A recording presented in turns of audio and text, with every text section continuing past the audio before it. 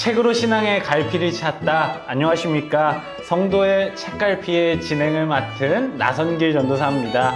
하나님의 영광을 위해 그리고 또 성도들의 신앙의 성숙을 위해 우리가 함께 동행해 나가는 이 동행과의 동행의 새로운 코너를 저희가 준비해 보았습니다. 오늘은 동행교회 노승주 전도사님을 초대해서 전도사님의 삶과 또 신앙의 갈피를 한번 찾아보려 합니다. 그럼 노 전도사님을 만나보도록 하겠습니다. 전도사님 안녕하세요. 아유, 안녕하세요. 동행교회 노승주 전도사입니다. 이렇게 전도사님 영상으로만 뵙다가 이렇게 되니까 참 연예인 보는 것 같네요. 이게 생각보다 많이 힘듭니다. 저희가 사실 각자는 카메라에 되게 많이 나오는데 한 앵글로 이렇게 성도분들을 만나는 건 처음이에요. 아, 맞아요. 전도사님 자기소개 한번. 자기소개요? 필수 코스입니다. 자기소개 한번. 다 저 아시지 않나요? 외부 시청자분들도 계시니까 자기소개 네. 한번 정식적으로 네, 뭐 부탁드리겠습니다. 저를 모르시는 분은 거의 뭐 안 계실 것 같은데 저는 어느덧 동행교회에서 8년째 청소년부와 청년부를 맡아서 사역하고 있는 노승주 전도사라고 하고요. 현재 총신대 신대원 마치고 일반대학원 조직신학 석사 과정에 있습니다. 뭐 더 소개해야 되나요? 너무 형식적이어가지고 조금 더 친근감이 생길 수 있게 진행에 있어서 친근감이요? 조금만 더 해주시죠. 친근감이면 저는 자주 말씀드렸지만 사실 액션보다는 로맨스를 더 좋아하고요. 그리고 발라드를 굉장히 좋아하는 아주 감성적인 사람이에요. 로마서 아니고 로맨스 맞죠? 그거 뭐 영어로 하면 로맨스니까요. 그게 그거죠. 알겠습니다. 네, 그러면 전도사님에 대한 소개는 이 정도면은 모두가 아실 거고 마무리해도 될 것 같습니다. 그럼 이제부터 본격적으로 이 코너에 있어서 이제 전도사님이 신앙의 갈피를 쫓아서 한번 찾아가 보려고 하는데요. 우리 전도사님께서 사실 설교를 하실 때 좋은 서적들을 참 많이 추천해 주셨고 또 책을 중심으로 진행하시는 강의도 되게 많이 진행해 주셨는데 사실 그 신학 서적들이 좀 일반 책들보다는 어렵지 않습니까? 아, 네. 그 어려운 면이 충분히 있죠. 그런데도 그 책들을 성도들이 읽는 게 유익이 될까요? 안 되셨어요? 저는 됐죠. 근데 그러면 될까요? 안 될까요? 평신도들에게도 사실 필요하죠. 그걸 모두가 알지만 사실 네. 시도해보기 어렵잖아요. 네. 성도분들이 용기 내서 그 책을 읽어볼 수 있도록 어느 점이 유익한지 조금 동기를 네. 부여해 주시면 좋지 않을까요? 일단 보시는 것처럼 저도 읽고 있고요. 나 전도사님도 읽고 계세요. 맞죠. 이 말은 무슨 뜻일까요? 좋다는 거예요. 맞습니다. 힘든 게 좋은 거예요. 앞에 헬스장이 있지만 헬스장에 가는 건 어려워요. 그죠? 근데 가면은 좋은 거예요, 안 좋은 거예요? 좋습니다. 네, 이것처럼 많은 신앙의 선배들이 그랬던 것처럼 신앙에 유익한 경건 서적들을 많이 읽는 거는 우리 영혼에 계속 굉장히 좋은 일이기 때문에 저는 적극적으로 여러분이 시간을 내셔서 책을 읽으시기를 권하고 있습니다. 맞습니다. 그리고 이 중요성을 사실 모두가 알고는 있지만 또 이거를 시도하고 도전하고 읽어내는 건 좀 어려움이 있는 것 같아요. 맞아요. 또 특히 독서를 꾸준히 해오지 못했던 분들은 이 책을 읽는 게 더 어려움이 있더라고요. 그래서 전도사님은 좀 어릴 때부터 이 책 읽는 거, 그러니까 독서를 좀 좋아하셨고 또 꾸준히 해오셨나요? 그러니까 이렇게 자신만만하게 성도분들 앞에서 읽어라! 하실 수 있는 거겠죠? 제가 자신만만할 수 있는 이유는 제가 안 읽었기 때문이에요, 사실. 사실 저는 굉장히 민망하고 제가 어디 가서 이런 얘기 잘 안 하는데 어릴 때 책을 그렇게 좋아하지 않았던 아이 중에 한 명이었어요. 전형적인 남자아이여서 맨날 학교 끝나면 친구들 만나서 축구하고 농구하고 놀러 다니고 보통 기과 시간이 12시였어요. 초등학생 때부터. 네네. 점심인가요? 아유, 설마요. 알겠습니다. 그래서 초등학생 때부터 그 어릴 때부터 책 읽는 거랑은 거리가 멀었는데 그나마 하는 독서마저도 제가 편식이 심했어요. 제가 읽고 싶어 하는 책들 있잖아요. 예를 들면 만화책. 만화책. 우리 전집사님 좋아하시는 슬램덩크나 아니면은 남자의 심장을 울리거든요, 그거는. 그 슬램덩크 같은 만화책이나 아니면 판타지 소설. 그래서 제가 판타지 소설은 좋아했어요. 나름 상상의 나래를 펼치는 걸 좋아했었는지 그런 거는 많이 읽었는데 제 성격상 제가 하나 꽂히면 하나만 해요, 문제가. 그래서 하나 꽂히면 슬램덩크를 하면 10번씩 읽고 슬램덩크 그만. 그리고 노래도 한 곡이 꽂히면 전 한 곡만 한 2, 3주를 그냥 내리들어요. 차에서 다른 노래 안 듣고 한 노래만 계속 들어요. 그런 것 때문에 그런 독서의 편식이 심했는데 그나마 다행인 건 하나를 읽어도 제대로 읽는 훈련을 할 수 있지 않았나. 근데 그래도 책은 싫어했다. 책은 싫어했지만 하나에 꽂히면. 꽂히면 너무나도 열심히 하는 맞아요. 사람이었기 때문에 이렇게 신학에 꽂히게 되신 거죠. 그것도 있는 것 같아요. 그래서 또 열심히 읽어오신 줄 아는데 그럼 가장 처음으로 오늘은 또 전도사님의 삶의 그 신앙의 갈피를 찾아서 쫓는 거니까 맞아요. 제 삶 얘기를 별로 안 해요. 평소에. 맞아요. 그걸 이제 좀 오픈을 해주셔야 됩니다. 아유. 아시겠나요? 알겠습니다. 전도사님께서 가장 처음으로 정말 마음에 와닿게, 그러니까 감명 깊게 읽었던 책은 어떤 책일지. 제가 그 책을 생각해 보면은 제가 어릴 때 가장 감명 깊게 읽었던 그 책, 한 책이 있었어요. 그 책이 무슨 책이냐면 또 사실 가져와 준비를 주셨군요. 해왔어요. 가져와 주셨군요. 저는 인위적인 걸 굉장히 좋아해요. 준비성이 철저한 남자 노승주였습니다. 사실 아주 작은 책인데 보시면 알겠지만 파인애플 스토리라는 책이에요. 그냥 뭐 많은 분들이 생각하는 뭐 철로 역정, 기독교 강요 이런 거 절대 아닙니다. 그런가요? 그런 거는 제가 거의 신학교 가서 들어봤지 어릴 때 읽었던 책 중에 기억나는 책은 이 파인애플 스토리라는 책인데 이 책에 대해서 뭐 소개 한번 해드려도 되나요? 또 많은 성도분들께서 도전해 보실 수 있으니까 한번 네. 또 차근차근 짧게 간략하게 소개 부탁드리겠습니다. 간략하게요? 최대한 간략하게 한번 해볼게요. 이게 간략하게 책을 간략하게 쉽지가 않은데 아주 작은 책이에요. 이게 글씨도 별로 없고 안에 그림도 있고 아주 짧은 책이고 그 당시에 제가 샀을 때는 5,000원인데 지금은 또 가격이 한 7,000원인가? 그렇게 올랐더라고요.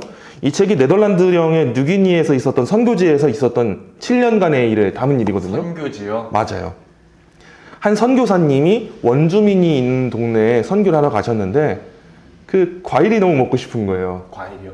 근데 과일이 없으니까, 신선한 과일이 없으니까 그곳에는. 그래서 아는 선교지로부터 부탁해서 파인애플 묘목 100개를 받아옵니다. 파인애플을 키우기 위해? 파인애플을 먹고 싶으니까. 그래서 파인애플 묘목 100개를 가져왔는데 그 묘목을 심기 위해서는 원주민들을 고용해서 심는 데 도움을 받아야 되잖아요. 그래서 적당한 그 품삯을 주고 이 심는 일을 도와줘라 하고 심었어요. 원주민들과 함께? 원주민들과 함께. 이 심었는데 파인애플이라는 게 한 3년 동안 기다려야 열매를 맛볼 수 있는 과일이거든요. 그래서 이 3년의 기간을 아주 가족들이 기다리는 마음으로 오랜 시간을 기다려서 이제 파인애플을 먹으려고 딱 봤어요. 네. 어떻게 됐을까요? 뭐 온 가족이 뿌듯하게 원주민과 함께 나눠 먹고 좀 그렇게 복음을 전하지 않았을까요? 하나도 없는 거예요. 파인애플이. 원주민들이 다 먹고 훔쳐가 버린 거예요, 그냥 파인애플을. 그래서 이 선교사님이 너무 화가 나버렸어요. 그래서 원주민들을 불러 모아서 이보세요, 다들 와보세요. 파인애플을, 여기 있던 그 파인애플을 먹기 위해서 제가 3년을 기다렸는데 지금 하나도 없다는 게 말이 됩니까? 어떻게 당신들은 나한테 이럴 수가 있죠? 우리는 지금 당신들을 위해서 수많은 것들을 하고 있는데 당신들은 우리한테 주는 게 고작 이겁니까? 이렇게 하고 화가 나가지고 당시 선교사님의 아내가, 사모님이 병원을 운영하고 있었어요, 무료로. 약도 주고 치료도 해주는. 너무 화가 나서 이제 저희는 이 병원을 운영하지 않겠습니다. 이렇게 말을 해버려요. 세네요. 그쵸. 화끈하시네요. 왜냐면 3년을 기다렸거든요. 여기까지 좀 이해가 됐어요, 저는. 저였어도 화가 나고 울컥할 것 같아요. 맞아요. 근데 이렇게 병원 문이 닫히니까 원주민들이 아픈데 치료도 못 받고 누가 다 계속 아프다 이런 소식이 들려오잖아요. 근데 나름 선교사님이에요. 이게 마음이 약해지니까 병원 문을 당연히 열죠. 네. 여는데 이때 과정에서 많은 원주민들이 와서 고자질을 해요. 저 사람이 훔쳤어요. 근데 그 훔친 사람이 누군지 아세요? 좀 다른 주민이었을까요? 아예 다른 곳에 살고 있는? 관계가 없는 사람이 아니었어요. 관계없는. 오히려 이 파인애플 묘목을 그때 심어주는 일을 하던 그 원주민이 훔친 거예요. 적은 내부에 있다. 내부에 있어요. 항상 적은 내부에 있으니까 조심해야 돼, 우리가. 교회도 내부에 적이 있어요. 안에 그 가라지가 있다고요, 교회 안에도. 저희 성도분들이 모시는 건데 그럼 이 안에 적이 있다는 거 아닙니까? 적은 찌끔하겠죠? 근데 알고들은 괜찮을 거예요. 네, 어쨌든. 섞이지 않게 네. 소망하고. 아멘, 아멘. 그래서 그래서 어떻게 된 거죠? 이 원주민을 불러다가 왜 훔쳤냐라고 물으니까 이 원주민이 그러는 거예요. 아니, 내가 심은 건데 내가 먹어야지 누가 먹습니까? 이게 사실 정글의 법칙이래요. 자기가 심었으면 자기가 먹는 자기가 게 심었으면은 자기가 먹는 게 당연하다는 거예요. 돈을 그래서 받았잖아요, 근데. 돈을 받았어도 내 손으로 심은 건데 내가 먹는 게 뭐가 잘못됐냐 이거죠. 묘목은 선교사님 건데도. 내가 심었으니까. 그래서 선교사님이 너무 화가 나가지고 말도 안 통하고 하니까 3년을 다시 기다려도 다시 심어서 다시 먹어야겠다. 이 마음으로 이제 많은 일꾼들이 다시 불러 모았는데 약속을 해요. 당신들이 원하는 거 뭐 칼입니까? 내가 이거 줄게요. 대신에 하나만 약속합시다. 이 파인애플 누구 거예요? 이거 누가 먹어야 됩니까? 그 선교사분께 파인애플은 도대체 어떤 존재였길래? 대단한 거예요. 그 선교지에서 파인애플은 오아시스 같은 거예요. 그래서 이거 누구 거예요 물어보고 약속 다 하고 원하는 것도 주고 그렇게 파인애플을 심고 3년이 지났어요. 또 3년 뒤에 파인애플 밭에 딱 갔는데 이번에는 해피엔딩? 다 도둑 맞아버렸어요 또.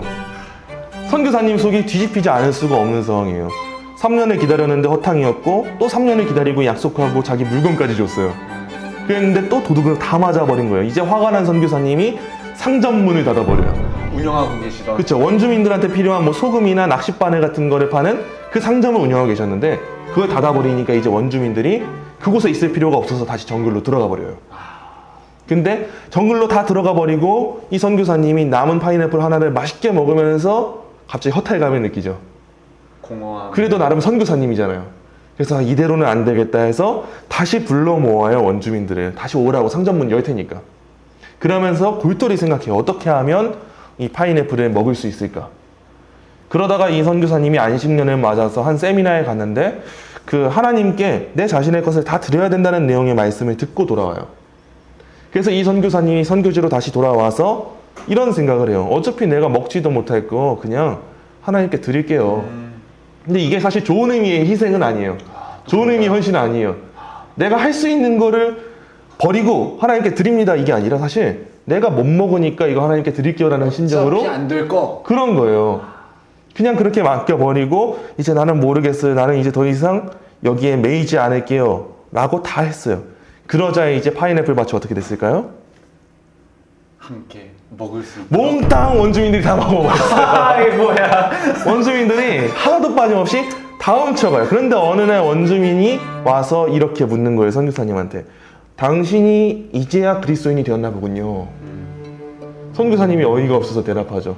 아니 지금 무슨 말입니까? 나는 20년 동안이나 예수 그리스도를 믿고 그리스도인이 되었는데 지금 나한테 무슨 말을 하는 거예요. 근데 이때 선교사님이 깨달아요.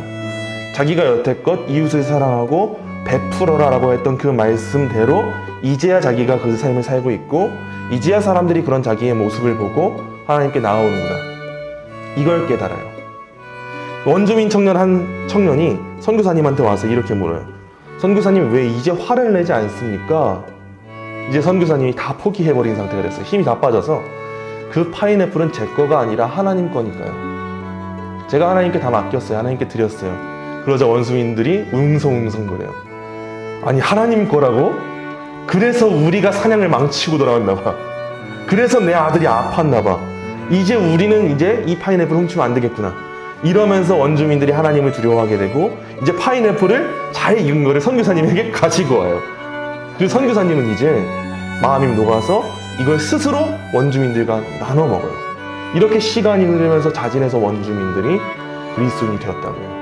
그 이야기를 담은 책이 파인애플 스토리라는 이 책이에요. 이 파인애플에 집중해서 봐서 조금 허무맹랑해 보일 수 있는데 사실 전혀 그렇지 않은 맞아요. 정말 큰 교훈이 있는 사실 아주 작은 한 권의 책이지만 저는 이 한 권의 책이 주는 교훈이 매우 다분하다고 생각했어요. 이 책의 마지막 부분에서 우리한테 이렇게 물어요. 당신의 파인애플 밭에는 무엇이 심어져 있습니까? 이렇게 물어요. 그리고 다양한 파인애플 그림들 안에 여러 글들이 적혀 있어요. 뭐 건강, 계획들, 직업, 의지, 돈, 재산, 애인, 활동, 친구들, 주장들, 명성, 음악. 우리 각자한테 주어진 파인애플이 많이 있다는 거죠. 그것 때문에 우리가 화가 나고 분하는 일이 많이 있는데 과연 우리의 마음의 파인애플 밭에는 무엇이 심어져 있는가? 이 질문을 딱 주는 거예요.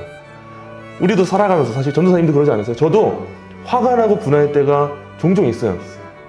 자주라고 하면 좀 이상하니까 종종이라고 할게요. 그죠? 이게 사람이니까 없다고 말하지 못해요. 있어요. 화가 나고 분할 때가 있어요. 근데 그때마다 내가 왜 화를 낼까, 왜 분을 낼까 생각해보면 사실 문제의 근원은 하나예요. 지금 내가 가지고 있는 이것이 내 것이라고 생각하는가, 아니면은 하나님이 나한테 주신 것이라고 생각하는가. 이 문제에서 답이 나오더라고요. 제가 이 문제를 가지고 뭐 돈이나 명예나 이런 걸 내 것이라고 생각했을 때는 화가 나는데, 하나님이 나한테 맡겨주신 것이라는 이 청지기 정신을 가지고 있다? 그렇다면 우리가 좀 더 겸손하고 인내할 수 있는 그 신앙의 삶을 살아갈 수가 있겠죠. 그럼 이 책은 어떤 성도분들에게 또 특히 좋을? 저는 이제 막 그리스도인이 된 초신자들이나 아니면 아직은 자기 권리를 주장하고 싶은 우리 청소년들이나 청년들 아니면 성도님들 중에서도 있을 수 있어요. 아직 탐심을 내려놓지 그렇죠. 못한, 아직도 이건 내 건데 아직 이거는 내 파인애플인데 주님 앞에 낮아지지 못한. 네, 그런 분들한테 이 파인애플 스토리를 한번 읽어보시면 큰 유익이 있지 않을까 그렇게 생각합니다. 전도사님은 그럼 이 책을 한 몇 살 정도에 읽으셨나요? 제 기억이 맞다면 이 책을 아마 제가 초등학교 중학년? 3학년, 2학년. 네, 근데 아직도 제가 종종 화가 나고 분이 날 때 버리지 못하고 있는 게 있는 것 같을 때 그럴 때 한 번씩 읽어보는 책이기도 해요. 아, 좋습니다. 그러면 이제 이거는 조금 어릴 때 유년기에 읽었던 책인 거잖아요. 맞아요. 그러면은 조금 더 장성하고 슬램덩크 보고 농구하고 축구하고 게임하고 그러던 시절이 지나서 신학교에 가셨을 때 네. 그렇게 결심하셨을 때 그때 가장 먼저 읽었던 책은 또 무엇이었나요? 이것도 잊지 못하잖아요. 이것도 한번 말하자면 들어가시죠. 긴데 해도 돼요?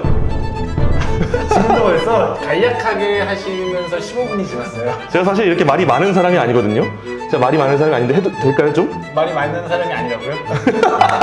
한번 해주시죠. 네, 제가 좀 과묵한 편이어서 네, 한번 설명해 주시죠. 좀 더 짧게 한번 답변을 드릴게요. 네. 자, 신학교 가기 전에 제가 사실 이 이야기로 가려면은 우리 동현께 처음 온 이야기부터 가야 돼요. 아, 역사가 깊네요. 아주 오래전이니까 이게 롱타임하고 네. 오래전으로 돌아가야 되는데 제가 동현교회 처음 왔을 때 처음 동현교회 왔을 때는 제가 사역하려고 왔던 게 아니에요.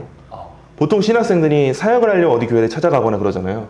근데 저는 사역을 하려고 동현교회에 온 게 아니라 우리 담임 목사님께 어떻게 하면 앞으로 신학교에 가서 공부를 잘하고 앞으로 사역자로 바로 설 수 있을지를 여쭤보고자 자문을 구하고자. 자문을 구하고자 배우려고 이 교회에 왔던 게 처음 시작이었어요.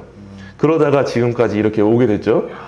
근데 이것도 이야기하자면 길니까 다음에 초대해 주시면 그때 한번 썰 풀어볼게요. 궁금한 게 막 넘치실 것 같은데 다들. 이거는 여기까지 끝! 알겠습니다. 다음에 한번 말씀드리고 그때 목사님께서 저한테 처음 물으셨던 한마디가 전 아직도 잊혀지지가 않아요. 한번 제가 맞춰볼까요? 네, 한번 맞춰보시죠. 몇 살? 몇 살은 제가 많이 듣는 질문이긴 한데 아니고 오히려 처음 들었던 질문이 혹시 환상을 보셨습니까? 환상이요? 네. 환상을 보셨습니까? 뭐 신비적인 체험을 한 적이 있습니까? 이런 질문 하시는 거예요. 얼마나 당황스러워요. 또 신학교를 가려는 마음을 가지고 나 이제 진짜 내 목숨 예수님만을 위해서 하겠다고 왔는데 환상을 보셨냐고 묻는 거죠. 보셨습니까? 네, 어이가 없는 거예요. 굉장히 아이러니한 질문이었는데 그때 환상을 보셨냐고 그렇게 물으시면 책장에서 책 한 권을 꺼내주셔요. 그때 꺼내주신 책이 바로 이 존 메가더 목사님의 무질서한 은사주의예요. 사실 저는 신학교 처음 들어가는 신학생한테 이 책을 추천할 것 같진 않아요. 사실 많이 쉽게 접근하는 책은 아니죠. 신학교 이제 처음 들어가는데 무질서한 은사주의, 은사주의가 뭔지도 몰랐거든요. 맞죠. 신학이 뭔지도 몰랐고 신학을 배우러 왔는데 이 무질서한 은사주의를 꺼내주시는 거예요. 지금 생각해보면 매우 당황스러운 일인데 일반적으로 신학을 처음 시작하는 학생들이 읽는 책은 아니잖아요. 맞죠. 근데 제가 지금 와서 보니까 신학을 처음 시작하는 학생들은 이 책을 읽어야 돼요. 왜냐하면 이 무질서한 은사주의라는 이 책 안에서 우리 기독교 안에 담긴 이 계시의 중요성과 계시의 권위, 특별 계시의 중단성 이런 내용들이 다뤄지고 있거든요. 그래서 제가 이 문제에 대한 답을 찾지 않으면 사실 이후에 뭐 신학을 배우든 뭐 인간론이든 기독론이든 그 신학들이 다 달라질 수밖에 없었다는 걸 이제야 깨달아요. 제가 그 당시에 이 책을 목사님께 숙제로 받고 일주일 동안 읽고 오는데 와 뒤통수 맞은 것 같았어요. 혼란스러워지시는 건가요? 제가 여태까지 이게 좋은 신앙이야 라고 생각해왔던 모든 게 성경적으로 굉장히 잘못된 것 같은 거예요. 흔히 알고 있던 맞아요. 이게 거룩한 거고 이게 영적이고 이랬던 맞아요. 것들이 제가 다 한국교회 안에서 보고 배워온 것들이 내가 정말 잘못된 신앙생활을 하고 있었을 수 있구나 이러면서 그중 하나가 있다면 뭐가 있을까요? 대표적으로 이건 다 다음 시간에 말씀드릴게요. 이것도 이야기하자면 너무 길어요. 알겠습니다. 그러면서 목사님께 찾아와서 너무 잘 읽었다고 하면서 이후의 스터디를 진행하게 됐죠. 저한테는 처음 읽었던 이 책인데 저는 이 책 때문에 신학을 바르게 정립하는 데 있어서 큰 유익을 잃지 않았나 그런 생각이 들어요. 그래서 지금 너무 감사하죠. 그래서 이 책을 처음 읽으시면서 말씀이 얼마나 중요한지를 아시고 그 후에 계속해서 이 신학 연구를 진행하신 거군요. 맞아요. 그러면은 좀 이렇게 시작을 하셨잖아요. 그러면은 이제는 또 사역하시던 중에 사역하시던 중에 어떤 책을 읽으셨을지를 이제 너무 많은 책을 읽으셨을 것 같은데 이거를 또 너무 확 그냥 여쭤보는 게 아니라 하나의 테마를 정해서 낙심하셨을 때 라는 키워드 나오면 어떨까요? 낙심. 사역을 하면서 최근에 뭐 낙심하셨던 적이 또 있으세요? 사실 저는 잘 아시겠지만 감정적으로 큰 동요가 없어요. 알죠. 오락가락을 안 하고 알죠. 좋아도 적당히 좋고 안 좋아도 적당히 안 좋거든요. 알죠. 근데 최근에 한번 크게 낙심했던 적이 있는데 이거 실명 거론해도 되나요? 네. 뭐 피처리를 해드리지만 네, 제가 이거는 너무 낙심하고 분해가지고 제가 파인애플 스토리 다시 읽었어요 그때. 파인애플 다시 스토리를 읽었어요. 꺼내게 한 5년 만에 파인애플 스토리를 다시 꺼내게 한 그분 어떤 일인가요? 제가 최근에 그 동행과의 동행 유튜브를 보면서